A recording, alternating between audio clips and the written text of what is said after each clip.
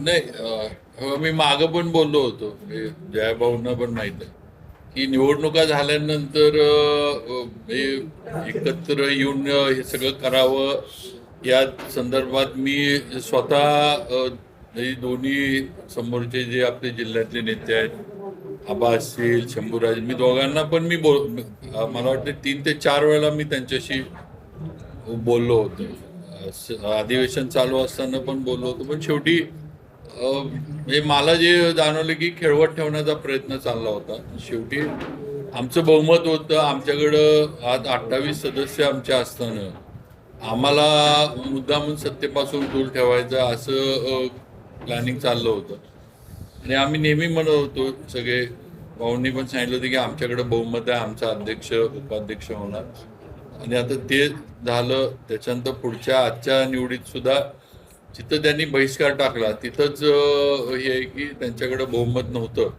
ही वस्तुस्थिती सिद्ध झालेली किंवा आम्ही जे भाजप म्हणत होतो ते आम्ही खरं बोलत होतो ही वस्तुस्थिती परत एकदा सिद्ध झालेली आकड्याची. पण त्याचा अजूनही आज ही आरोप असाच आहे की प्रशासनाला म्हणजे पोलीस प्रशासन असेल किंवा जिल्हा प्रशासन असेल त्याला हाताशी धरूनच ह्या सगळ्या गोष्टी केल्या जातात आणि आज सुद्धा त्यांच्या सदस्यांना वरती पाठवलं जात नव्हतं उशीर केला जातो. आता तुम्ही पत्रकार मंडळी सगळी इथं होता सगळ्यांनी बघितले मला वाटते सगळे पोलिसांपासून सगळ्यांचे व्हिडिओ 10 ते 12 वेळ होती अर्ज भरायची अशी काय 10 मिनिटं 15 मिनिटं नव्हती एवढ्या वेळेमध्ये येऊनच दिलं नाही भेट जाऊनच दिलं नाही हे म्हणजे उगच काय ते आता ते रडीचा डाव हे करायचं बाकी काय नाही बहुमताचा विषय शेवटी आत सभागृहात आल्यानंतर ज्याच्याकडे बहुमत आहे त्याचा विजय त्यांना कळून चुकलं होतं की आपल्याकडे बहुमत नाही त्यामुळे जी आहे झाकली मूठ 1.25 लाखाची असा ह्यातला हे आणि ते त्यांनी बहिष्कार टाकून निषेध करून सध्या म्हणजे उघडं पडण्यापेक्षा आपलं ही भूमिका त्यांनी घेतली. सीसीटीव्ही बाबत की सीसीटीव्ही चालू आहे आणि प्रशासनानं पत्र दिली की सीसीटीव्ही बंद आहे. सीसीटीव्ही नाही मी पोलिसांचे कॅमेरे म्हणून मी सीसीटीव्ही बद्दल प्रश्न विचारला त्यावेळेस तुम्ही दोघांनी मंत्र्यांनी सांगितलं ते सुरक्षित आहे आणि त्याच्यानंतर लगेच पत्र निघाले की सीसीटीव्ही बंद होते. नाही आम्ही कॅमेरा जिकडे बघत होतो त्यावेळेला आम्हाला वाटलं कॅमेरा चालू आहे आता अध्यक्षांनी त्याची चौकशी करावी कॅमेरे बंद कसे राहिले आणि काय अध्यक्ष त्याबाबत आरोप झाले आज बी आरोप झाले पण आम्ही आता बघा आम्ही तर जिल्हा परिषद मध्ये सगळ्या निवडी झाल्यानंतरच आलो होतो तेव्हा आम्ही काही येऊन सीसीटीव्ही बंद करायचा विषय नव्हता. आता सीसीटीव्ही चालू आहे का बंद आहे हे आता पदाधिकारी बसले अध्यक्ष आहेत उपाध्यक्ष आहेत सभापती आहेत यांनी पाहिजे तर एक चौकशी समिती यांनी सगळ्यांनी मिळून नेमावी सीसीटीव्हीची माहिती घ्यायला. मला सांगा सीसीटीव्ही चालू होते किंवा सीसीटीव्ही बंद होते हे तर बघू आपण पण सीसीटीव्ही चालू असते म्हणून काय निवडणुकीत काय फरक झाला असता. सीसीटीव्ही चालू आहेत म्हणून निकालात काय बदल होणार होता का. परिस्थिती आपल्याला माहिती आहे की 2 सदस्यांना अटक झाली तर झाली ना सगळ्याच्या समोर झाली कागदोपत्री झालेली आहे याच्यापेक्षा वेगळी वस्तुस्थिती काय आहे आणि का झाली याची माहिती आपल्याकडे आहे. त्यामुळे उगाच सीसीटीव्हीचं कारण पुढे करायचं कुठलंच कारण नाही राहत म्हणून सीसीटीव्हीचं कारण पुढे करण्याचा प्रयत्न आहे ते चौकशीमध्ये पुढे येईल बंद आहे चालू आहे काय परिस्थिती समोर येईल.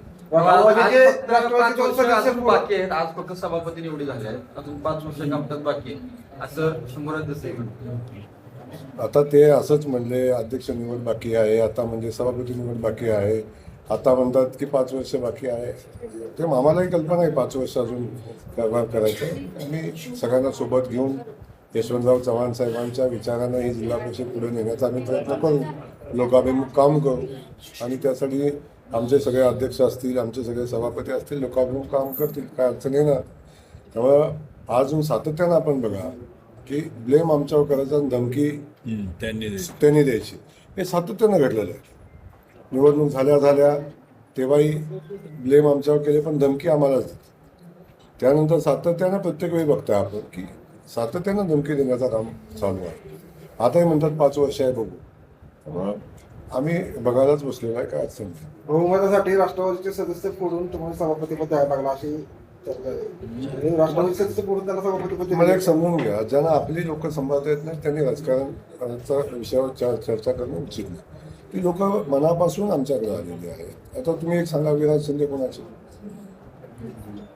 ह्याच्यावर त्यांनाही प्रश्न विचारा, मला नका विचारू. मागच्या आठवड्यात बाकी त्यांची होती. करण्यातही कोणाच्या, मागच्या आठवड्यात पण कोणाचे होते.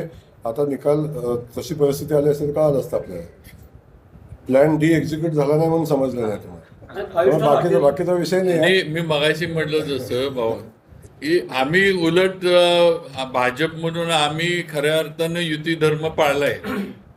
आम्ही आमच्या युतीतल्या ह्यांनाच घेऊन हे केलंय. राष्ट्रवादी असेल, आम्ही युतीत आहे. उलट आम्ही काही न करता आम्ही युती धर्म पाळण्याचं काम केलं. नाही, अध्यक्ष उपाध्यक्ष निवडीच्या वेळी किंवा सभापती निवडीच्या संदर्भात तुम्ही बैठका घेण्यासाठी त्यांना बोलवलं, तुमच्या बैठकाही झाल्या, पण निवडणूक लढण्याच्या आधी तुम्हाला बोलवलं गेलं होतं, पण तुम्ही आला नाही, दोघंही आला नाही मंत्री असं. त्याच्याबद्दल मागं भाऊंनी पण सांगितलं की ऑफिसला ऑपरेटरकडनं आणि शिपायाकडनं निरोप पाठवून बैठकीला या, ते पण इलेक्शनच्या. अशा बैठका कोणच करत नाही ना, असं आहे. त्यामुळे बाळासाहेब युतीचा धर्म पाळला म्हणते तुम्ही, पण निवडणुकीच्या आधीवर कोणतेही वाटाघाटी झाल्या नव्हत्या, तुम्ही चर्चेला पण बसलं नव्हतं. नाही, पण चर्चेला शेवटी ही सदस्य यांना भाजप बरोबर यायचं होतं. आज युतीमध्ये आहे, त्यांना सुद्धा जे सदस्य आमच्या बरोबर आज आहेत, जे सभापती झालेत सगळे, यांना भाजप बरोबर राहायचं होतं, भाजप बरोबर काम करायचं, आणि त्यांनी त्याप्रमाणे भूमिका घेतली. आमिष दाखवले आणि तुम्ही त्यांना घेतलं असं पण काय चर्चा चालू आहे. आम्हीच काय त्यांना पदं दिली, परत दुसरं आणखी काय आणि तिकडं त्यांच्याकडं पण तिकडं त्यांनी पण पदं देणार होते ना, का आणि काय वेगळं तिकडं द्यायचं ठरलं होतं. भाजपचे सभापती झाला, दुसरीकडे राष्ट्रवादी 2 सभापती केले जातात. नाही ना, असं नाही. शेवटी आम्हाला ज्यांनी मदत केली, जे आमच्या बरोबर राहिले, त्यांचं आज शेवटी वेळ आल्यावर त्यांना बरोबर पण शिवसेनेला कुठे काय मिळालं? शिवसेनेचे पण 2 सदस्य तुमच्या बरोबर आहेत, शिवसेनेला काही एक पद मिळालं नाही. नाही, अजून पुढं अजून मुदत आहे ना. आता परत पुढे ज्यावेळेला होतील त्यावेळेला 6 वर्षासाठी की 2.5 वर्षासाठी? ते आता आम्ही ठरवू काय सगळ्यांना. मला फारच चिंता आहे. तुम्ही वरकुड्याला पाहिजे काय पद तुमच्या? आता तुम्ही म्हटलं की तुम्ही शिवसेना आणि भाजपला बरोबर, भाजप असेल, शिवसेना आणि राष्ट्रवादी एकत्र राहून तुम्ही सत्ता स्थापन केली, पण तुम्ही सदस्यांना बरोबर घेतले, नेत्यांना बरोबर घेतलं नाही असं दिसतंय. नेते आम्हाला जवळ घेणार. आता आम्हीच म्हटलं होतो त्या दिवशी कलेक्टर ऑफिसला, आमची हात देतोय, आम्ही मिठी मारायची तयारी, पण आमची मिठी मारलीच नाही. आम्हाला काय करणार? भाऊ, साताऱ्यात आता शक्तीपीठ महामार्ग जातो साताऱ्यात, तर पालकमंत्री म्हणतात की मला त्या शक्तीपीठ महामार्गाबद्दल काहीच माहिती नाही. मीडियातून समजलं, मला मीडियातून समजलं. आता कॅबिनेटमध्ये चर्चा झाली होती, त्या पाठीमागे झाली ती कॅबिनेटमध्ये चर्चा झाली होती. कदाचित ते कॅबिनेटचा मध्ये त्याने ऐकलं नसेल किंवा त्यांना समजलं नसेल विषय. कॅबिनेटची मान्यता मागच्या 2 महिन्यापूर्वी 1.5 महिन्यापूर्वीच मिळालेली आहे. तर शक्तीपीठ महामार्ग हा सातारा जिल्ह्यातनं, खास करून मानखटाव तालुक्यातनं निघण्याचा निर्णय मुख्यमंत्री महोदयांनी घेतला आहे. जेव्हा शक्तीपीठ महामार्गाचं जुनं अलाइनमेंट होतं तेव्हा त्या ठिकाणी नागपूर गोवा मार्ग होता आणि त्याला लागूनच तो रोड चालला होता. त्यामुळे सहज एकदा विमानात बसल्या साहेबांशी चर्चा केली. साहेब, ज्या ठिकाणी दळणवळणाची साधनं आहेत त्या ठिकाणी आपण पुन्हा करतोय नव्याने, तर आपण या भागातनं गेला तर शिखर शिंगणापूर जोडलं जाईल, गोंदवलेकर महाराजांचं देवस्थान जोडलं जाईल. जो उद्देश आहे शक्तीपीठ महामार्गाचा तोही पूर्ण होईल आणि एका मागासलेल्या दुष्काळी भागातून हा रोड जाईल, तेव्हा त्या भागाचा विकास होईल. आणि माननीय मुख्यमंत्री महोदयांनी त्याला बळ दिलं आणि आमच्या पाठीशी उभं राहून शक्तीपीठ महामार्ग या जिल्हा जिल्ह्यात. बँकेने आणि उलट म्हणजे भाऊंनी सांगितलं, उलट शक्तीपीठ महामार्गाचं काम MSRDC करते आणि MSRDC हे एकनाथ शिंदे साहेबांच्या अखत्यारीतलं आहे. त्यामुळं शेवटी पालकमंत्र्यांनी असं म्हणणं बरोबर नाही की मला माहीतच नाही. शिंदे साहेबांच्याच विभागाकडनं शक्तीपीठ महामार्गाचं काम हो खरं आहे, MSRDC कडनं हे काम होतं आहे आणि MSRDC सगळ्या शक्तीपीठ महामार्गाचं अलाइनमेंट आणि हे होतंय. त्यामुळं चुकीचं माहिती जाऊ नये. भाऊ, आजच्या निवडीमध्ये आपलंच वर्चस्व दिसतं. 4 सभापती जर पाहिलं तर तुमचे निकटवर्ती जवळचे नेहमी तुमच्या संपर्कात असणारे असं दिसतंय. वरकोटाच्या विचारसरणीत बाहेर पडा. मला एक मी तुम्हाला पहिला सांगतो, मी असो, बाबा असो किंवा आम्ही सगळे असो, भारतीय जनता पक्षाचा अध्यक्ष झाला पाहिजे ही भावना नसेल. भारतीय जनता पक्षाचा उपाध्यक्ष झाला पाहिजे किंवा सभापती झाले पाहिजेत किंवा आमच्या विचाराचे झाले पाहिजेत ही आमची भावना आहे. आणि त्या भावनेतनं आम्ही सभापती कुठल्या गटाचा नाही आहे.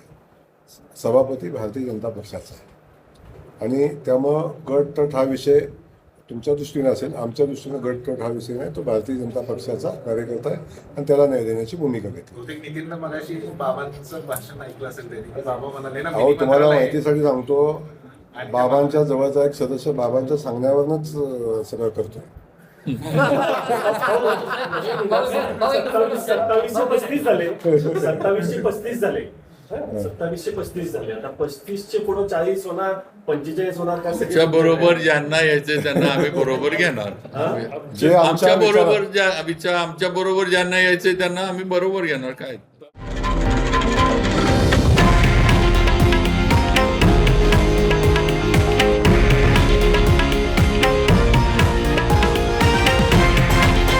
हे आहे देशातील नंबर 1 न्यूज नेटवर्क आणि आपण पाहत आहात TV9 मराठी, एकमेव.